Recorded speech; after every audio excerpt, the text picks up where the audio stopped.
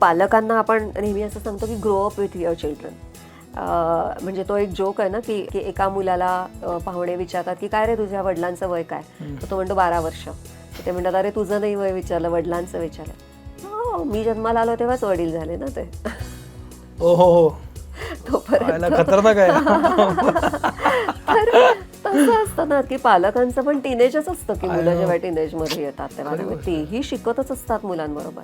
म्हणजे अगदी छोटी असताना मुलं आम्ही असं सांगतो की काय तुम्ही त्यांना पर्याय देणार. म्हणजे तुम्ही आता मुलांना विचारलं की काय तू दूध पिणार का, तर ते हो किंवा नाही म्हणतील. मग ते नाही म्हणलेलं चालणार आहे का तुम्हाला, तर नाही. तुम्हाला काय वाटतं त्यांनी दूध प्यायला पाहिजे. मग प्रश्न असा विचारा की तुला निळ्या ग्लासातून प्यायचंय का पिवळ्या. म्हणजे त्याला पर्याय दिलाय पण दूध पिण्याला पर्याय दिलेला नाहीये. करेक्ट. पण मोठं झाल्याच्या नंतर हे पर्याय थोडे आणखी ब्रॉड करायला लागतात.